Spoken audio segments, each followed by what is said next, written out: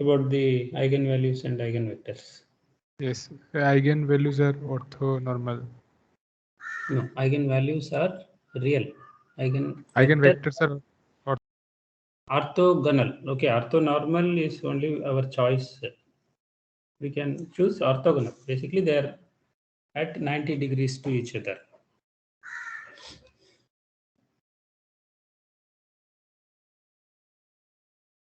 yes, sir. So we will discuss one more property today, and then basically we will talk about something called the ellipsoid of inertia. So that comes because of certain one more interesting property. If you had looked at the kinetic energy, you would have noticed that for the pure rotational,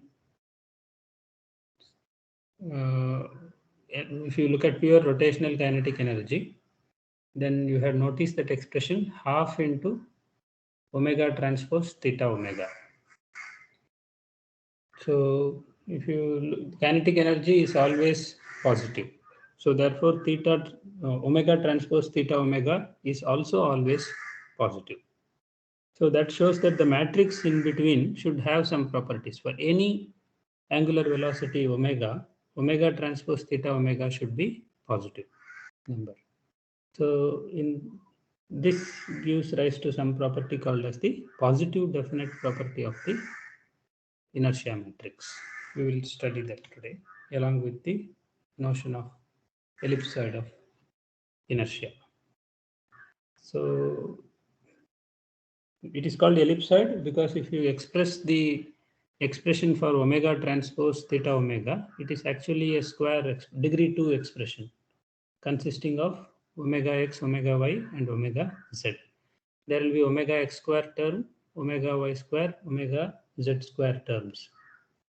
And not only that, the cross product terms also, omega x, omega y, omega z, and omega z and omega x. All these things are there. So this appears like an expression, or if you equate it to some constant value because of this kinetic energy, if you assume to be conserved, then you will notice that it is an expression for some kind of ellipsoid. That is how the name ellipsoid of inertia comes. We will discuss that today. People also call it as inertial ellipsoid or momental ellipsoid because moments of inertia are playing a role. So let us consider this particular situation. You have this inertial, Sir, sorry, yeah. sir, I Yes. think your screen is not shared, sir. Oh, sorry. Thank you. Just a moment.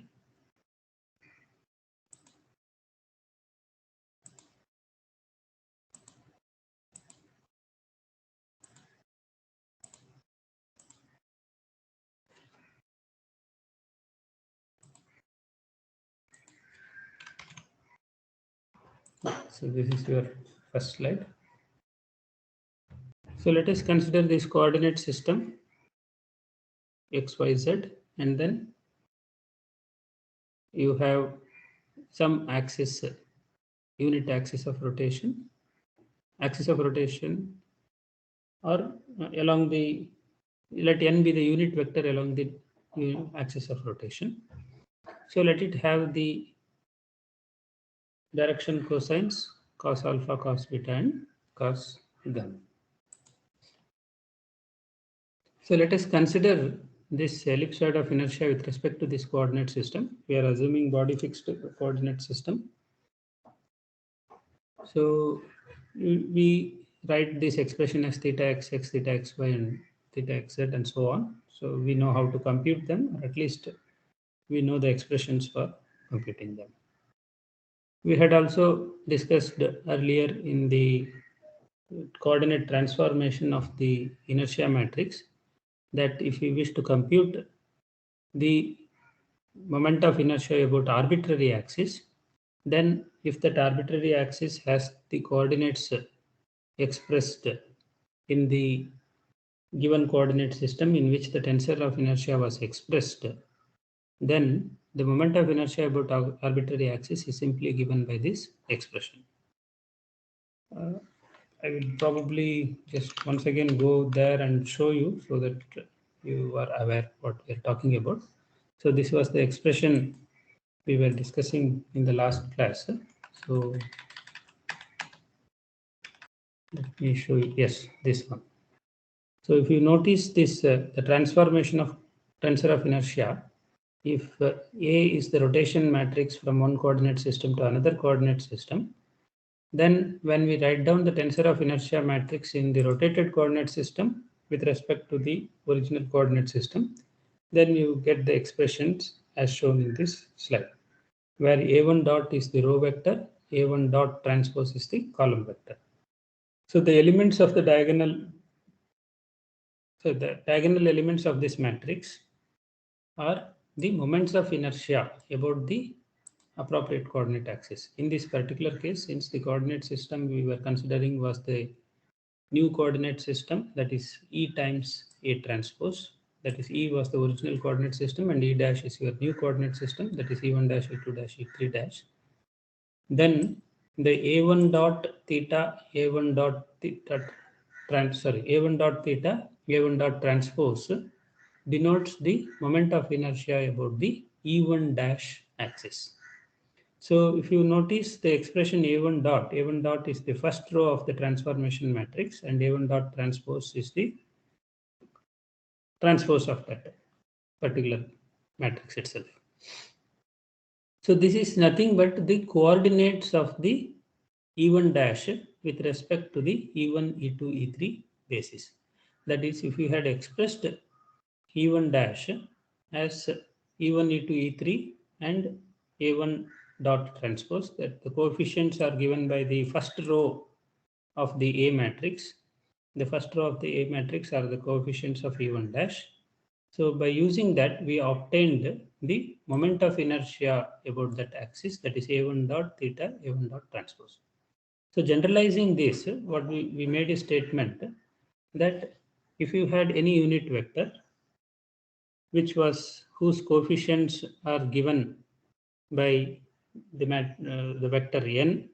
If you had an unit vector n with arrow, this is a vector, and if its coefficients with respect to E1, E2, E3 were given by the vector n, which will have n1, n2, n3, then the moment of inertia about that particular axis can be computed as n transpose theta n. So this is just a generalization of the statement we obtained from this transformation of the inertia matrix. I hope this point is clear. So this is what we are expanding it in the next expression. Let me know if you have any doubts here.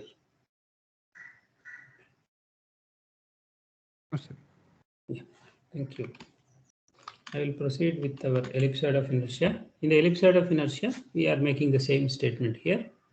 Let n arrow be the axis of our interest and let the coefficients of n arrow be given by the vector n, which has n1, n2, n3, which are with respect to the given coordinate system x, y, z, and then the tensor of inertia matrix was expressed in the same coordinate system. Remember that this is whatever we are discussing now is valid only when the coordinate systems for the n vector and the theta matrix are same.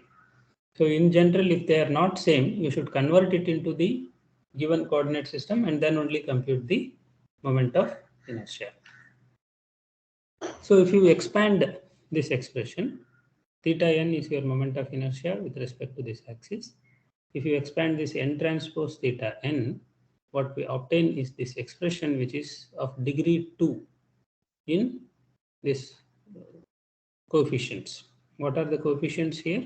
Coefficients are nothing but direction cosines of the n vector. Cos square alpha, cos square beta, and cos alpha, cos beta, and cos gamma. They are the coefficients now. So it is a expression. The theta matrix is constant matrix. That is what we are going to assume because it is with respect to the body coordinate system. If it is not constant, it will be changing. So in general, this expression is true. So this expression clearly is an ellipsoid expression. So let us further divide this entire expression by theta n. So if you divide by, I think, square root of theta n, sorry, let us divide this vector, that is the direction cosine, by square root of theta n, and then see what happens to this expression. So when you divide by square root of theta n, that is, you take this, you will get 1 on the left hand side, and on the right hand side, cos alpha by root of theta n would basically, you have divided by, I think what we have done is we have divided it by theta n, sorry. We have divided it by theta n to obtain this 1 on the left hand side. So cos alpha divided by square root of n whole square will be your term here. So once that happens, you will notice that if you had this expression, whatever you are writing now, is with respect to this new coordinate rho. I think this is rho, is cos alpha by square root of theta n, cos beta by square root of theta n, and cos gamma by square root of theta n. Is that clear? So what we have done is we have done one more coordinate transformation where we have normalized it. We do not know what is square root of theta n. Assuming that whatever that value is, we get this ellipsoid expression. Basically, the new coordinate is rho x, rho y, and rho z, where rho x and rho y, rho z are related to our given coordinates of n by cos alpha by square root of theta n, cos beta by square root of theta n, and cos gamma by square root of theta n. Is this clear?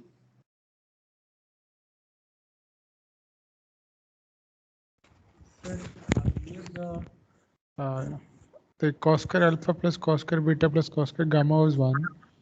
Now, like it will be by theta n. So is it fine, Yeah. sir? Yeah, that is fine. Right, you are right. So that is what we will be exploiting to compute the theta n. You are right. Okay. Basically, we are getting in a new set of coordinates rho x, rho y, rho z, some kind of ellipsoid, because this is independent of your moment of inertia now. It depends only on the tensor of inertia. If we are trying to find out with respect to some arbitrary axis, we start with this expression and then relate that arbitrary axis with respect to this quantity.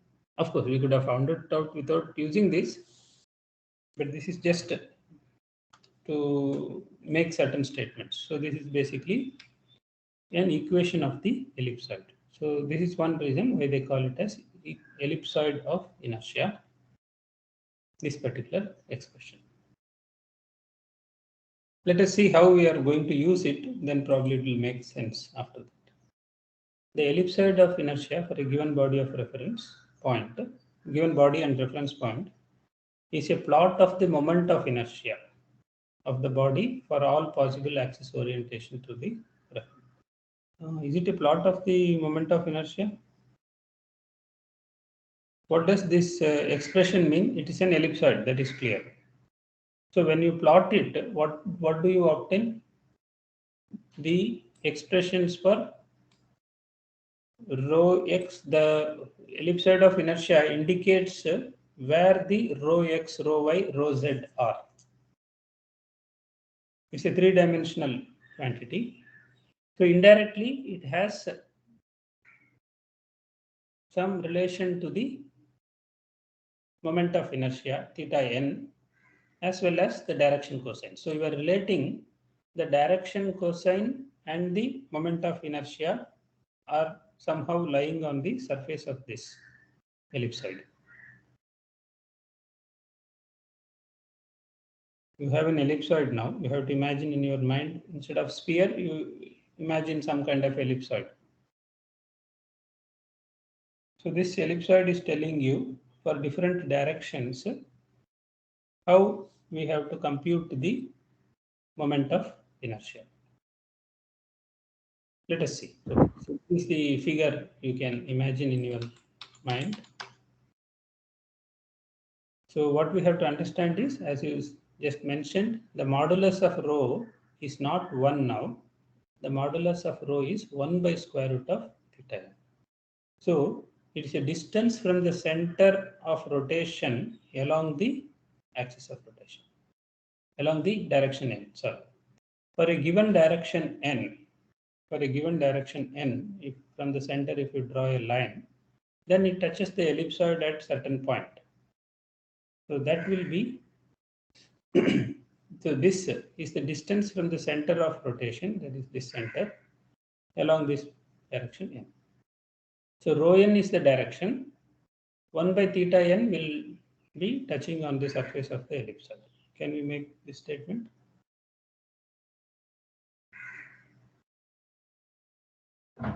So Yes, if you sir. know this, yes. So if you know this ellipsoid of inertia in any given direction, you can compute the moment of inertia. That is the statement.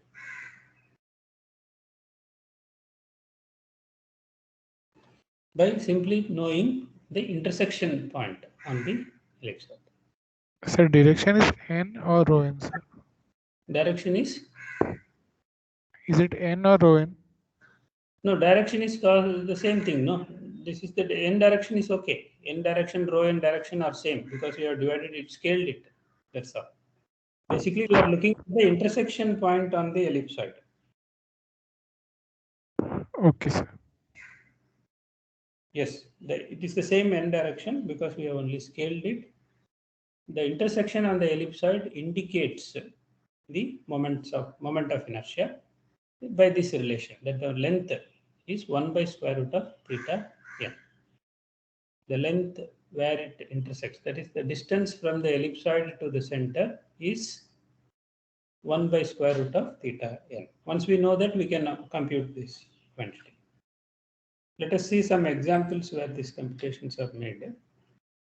So therefore, if you know the ellipsoid of inertia, then moment of inertia about any particular axis can be computed. This ellipsoid of inertia is fixed in the body coordinate system, and as the body rotates, this ellipsoid also rotates with the body. It is related only to the mass distribution. Therefore, if it's a rigid body, then as the body rotates, the ellipsoid of inertia also rotates with it. These are important things to analyze the dynamics. Later on, we will be using them. One of the first application of this ellipsoid of inertia is it helps you to compute it helps you to characterize the moment of inertia. Instead of saying compute, there may be easier way to compute, but this is helping you to characterize it.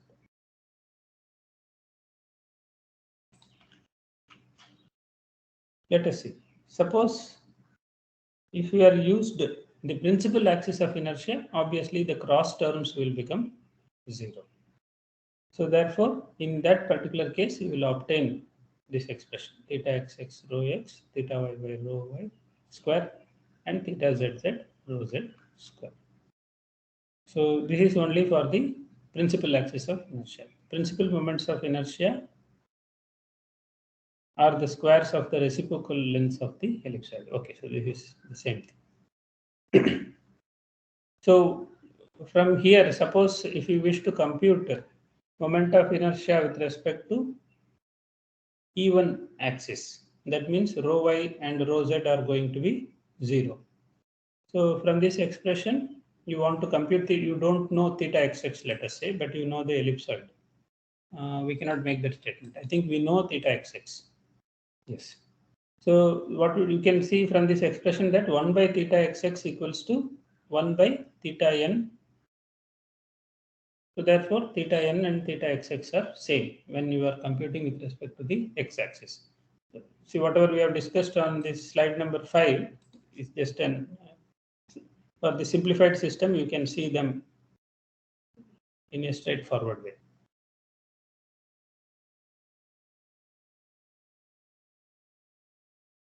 Yes.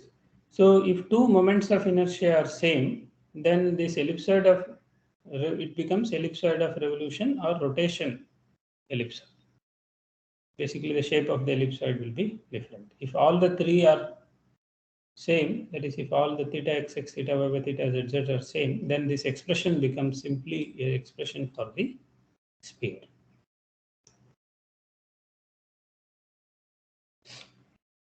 Any questions here? These are only basic statements. We will see an example then.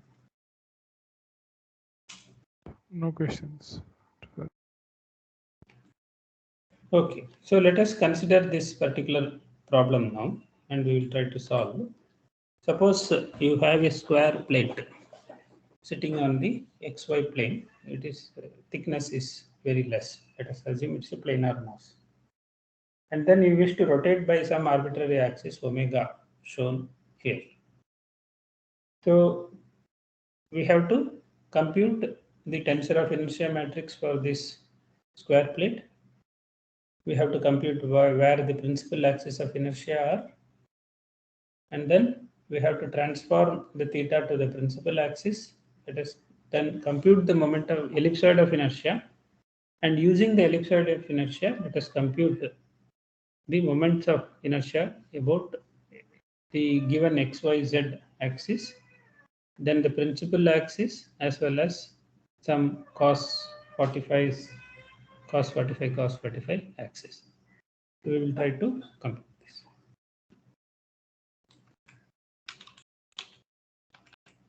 Okay, so the height in the z direction is assumed to be negligible because it is a thin plate. So the mass is given by the density multiplied by the area. Area is, since it is a square plate, the area is a square. The length of the plate you can see from this is the coordinates are a in the x direction, a in the y direction. Rho is your density. So area multiplied by rho is your mass. Rho is the density. So theta xx is given by this double integral. That is, you have to move in the direction of x, you have to move in the direction of y for each particles there, and then compute this expression.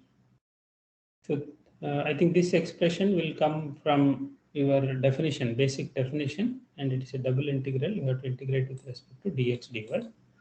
And it is y square because you are trying to compute the distance from the x-axis. If you are going to rotate it with respect to x-axis, how far away from the x-axis it is.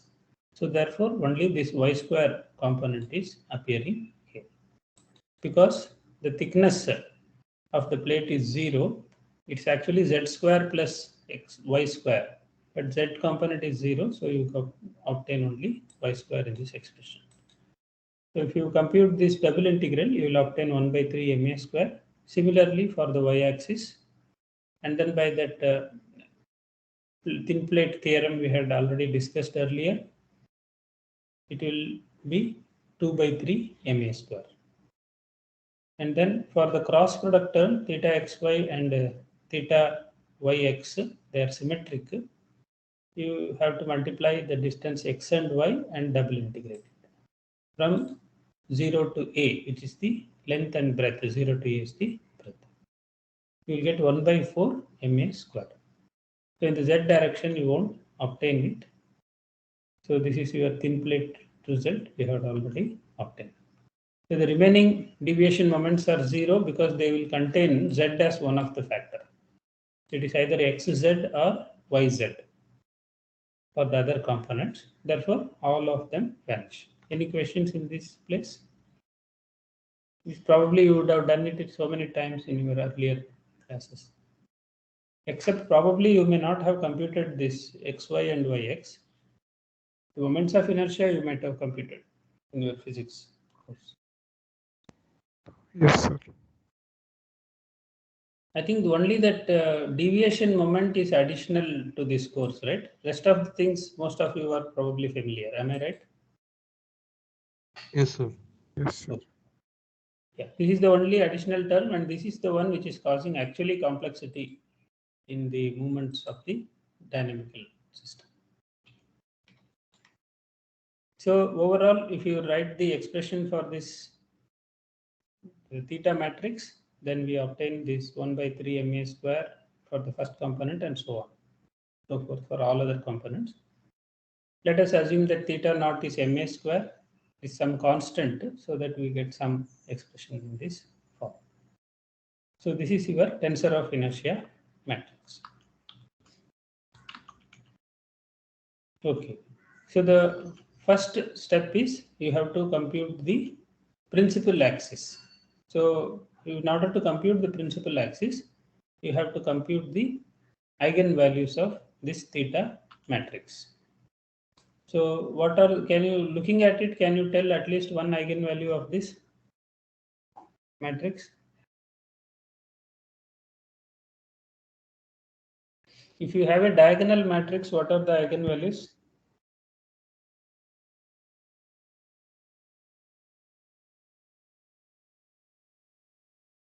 A plus B plus C. The elements of the diagonal. The elements of the diagonal, correct. A plus B plus C is sum of the trace.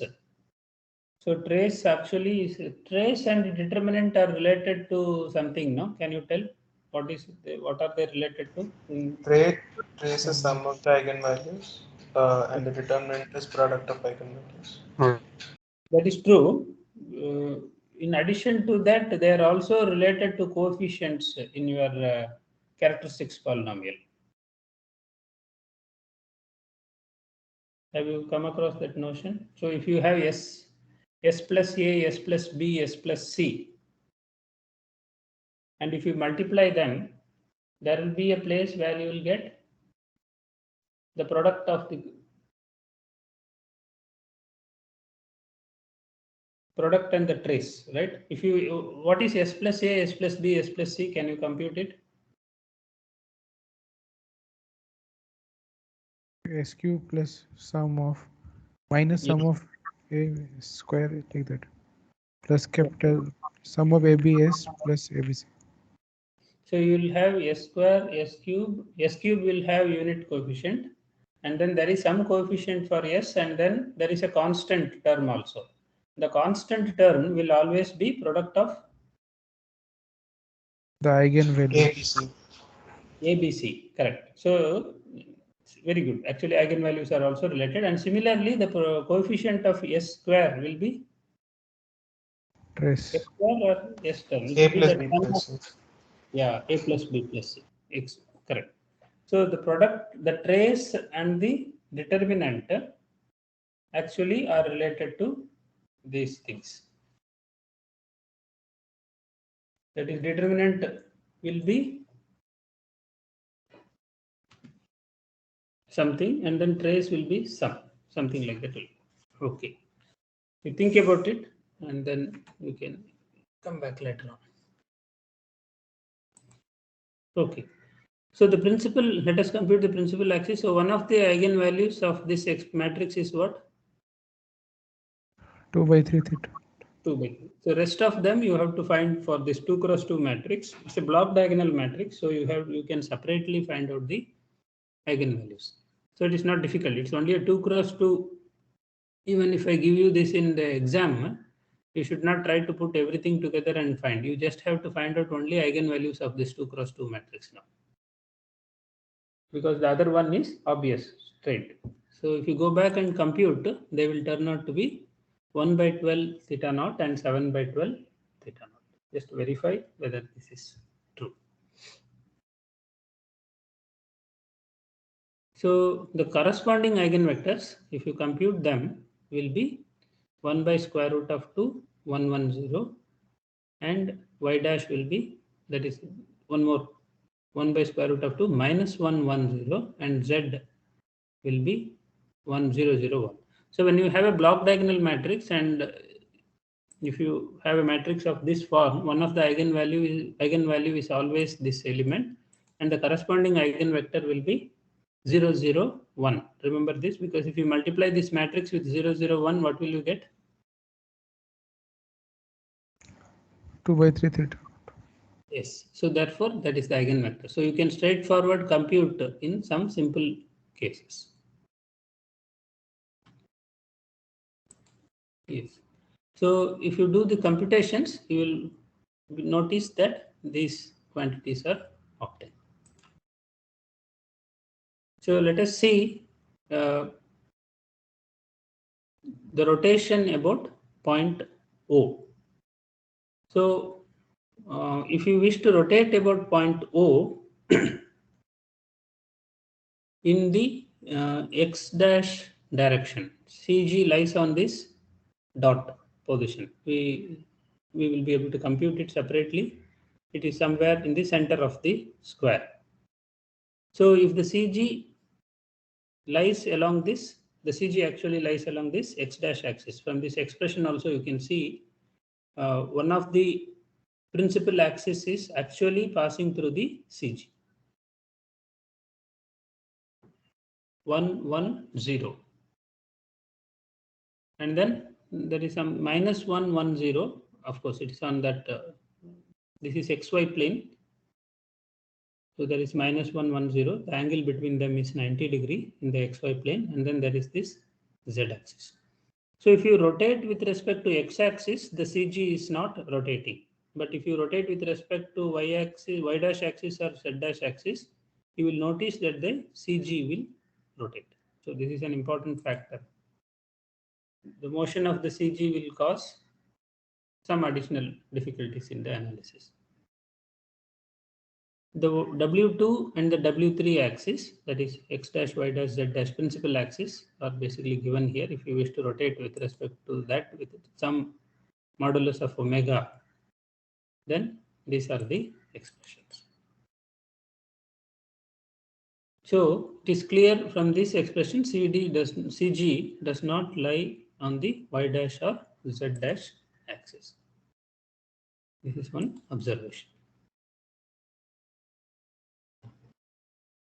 So if you wish to compute the theta with respect to the principal axis, we had already talked about it, that you have to compute the transformation matrix. And what is the transformation matrix here? We have to look at these columns: minus 1 by root 2, 1 by root 2, 0, minus 1 by root 2, 1 by root 2 and 0, 0, 0, 1. So this is your transformation matrix. The eigenvectors, the orthonormalized eigenvectors are your rotation matrix, gives your rotation matrix. So in order to compute the theta in the new coordinate axis, you have to multiply by A transpose theta A, or A inverse theta A. So you will obviously obtain the original 1 by 12 theta naught, 7 by 12 theta naught and 2 by 3 theta naught as the diagonal elements, the eigenvalues in the diagonal. So this is called diagonalization of a matrix. Orthogonal diagonalization of a matrix, that is slightly better than simple diagonalization. So in general, if you look at this expression, the angular momentum vector, theta tilde, even in the diagonalized form multiplied by omega, the angular momentum may not pass through the center of mass, CG, this vector. So basically, if it is rotation with respect to x-axis, it is okay. Other axis, then you have difficulty. So this causes CG to move, for which force has to be applied. So basically, if you want a force-free rotation, then CG should not move. If you want a force-free rotation, in the sense, if you wish to keep the object rotating with respect to this axis, you have to actually apply, that is Z dash axis and Y dash axis. If you have to actually apply additional force to keep it rotating with respect to those axes. That is the statement we made. Okay, let us go to the computation of this ellipsoid of inertia, how to compute the moment of inertia. So if you have the axis n and if you divided it by square root of theta n, where your unknown is square root of theta n, that is going to give you the row vector, the coordinates in which the ellipsoid is expressed. This is your general ellipsoid formula. The coordinates are rho x, rho y, rho z. So this ellipsoid is in the coordinates rho x, rho y and rho z.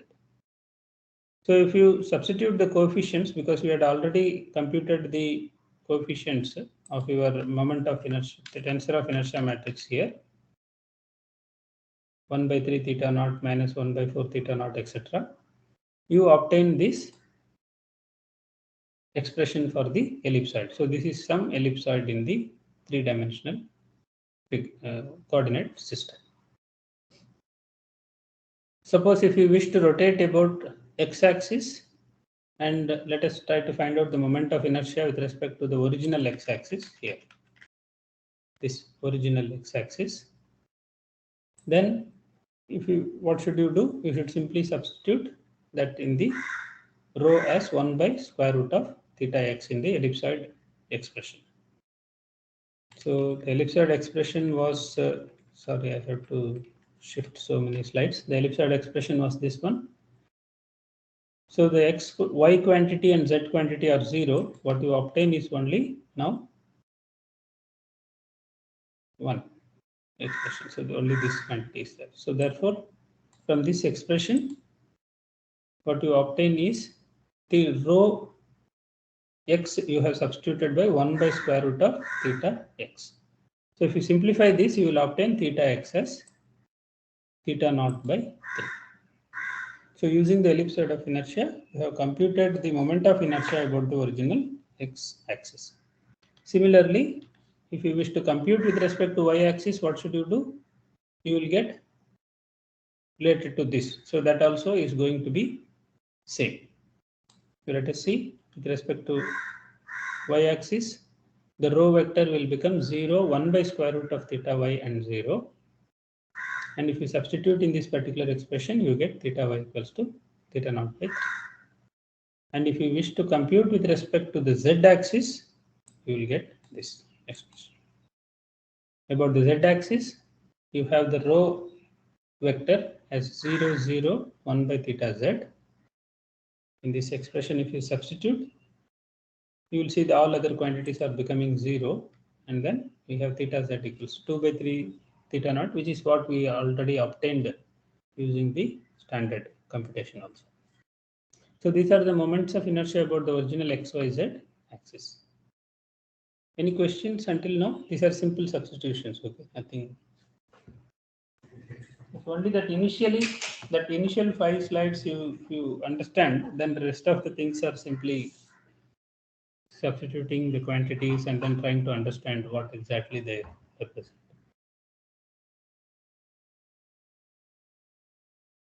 No questions. So rotation about the principal axis x dash was 1 by square root of 2, 1 by square root of 2 theta.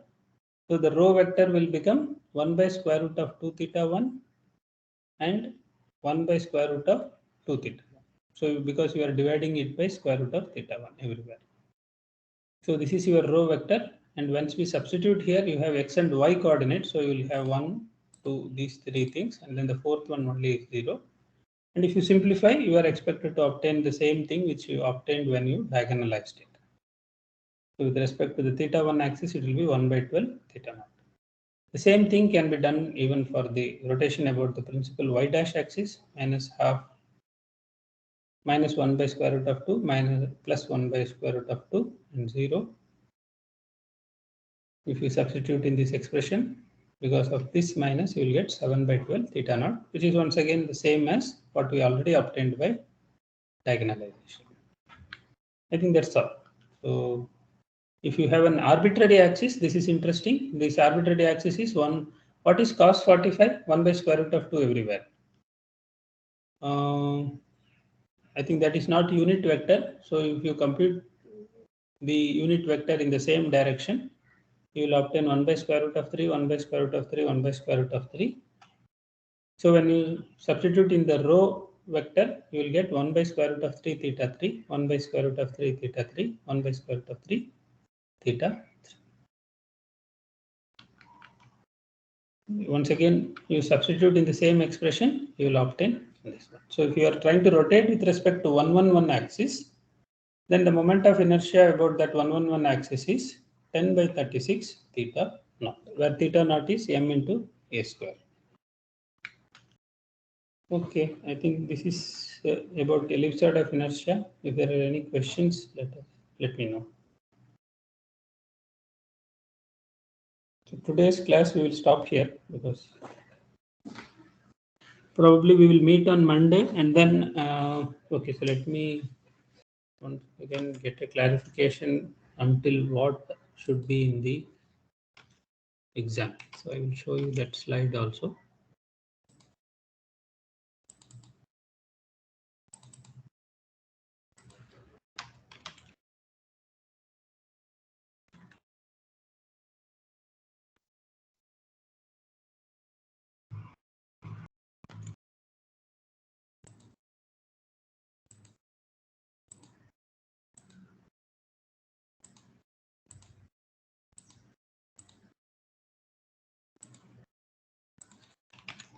So rigid body is included, right?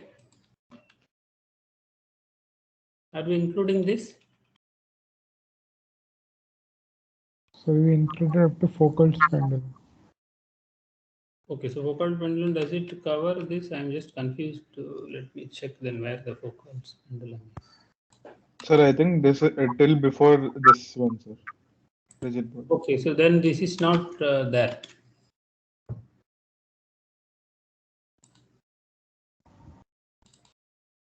No, sir. Yeah, free fall on earth. I think rigid body is not there then. Yes, sir. Okay, got it.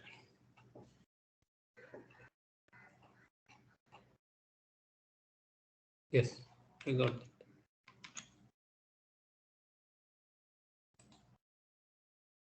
Any questions? I will just. The class is over. If you have questions, let us discuss. Otherwise,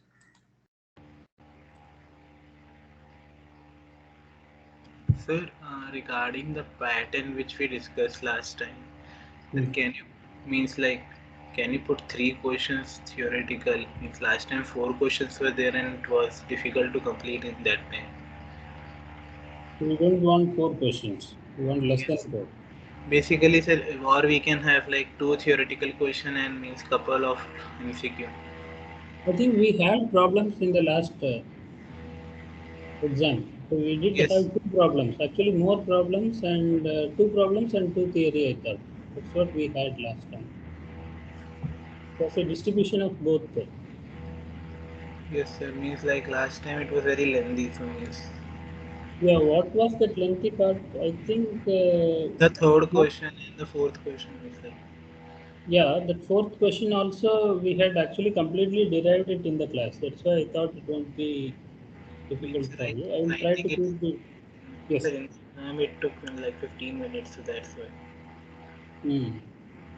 So means if we can have means 2 theoretical questions complete and like Hmm. uh, 3 to 4 MCQs to cover all marks, so that it will be okay, sir. MCQ, I will think about it. Or And one word if you want, sir. Or you can keep 3 theoretical questions. hmm. Yeah, I have to mix theory and problem. Otherwise, some people will be good in problems. No, let me see. I will try to consider it, what we said. Thank you so much, sir.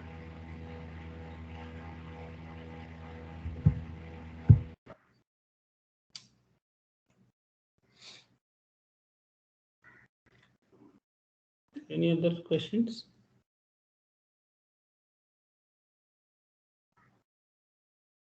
Yes, sir.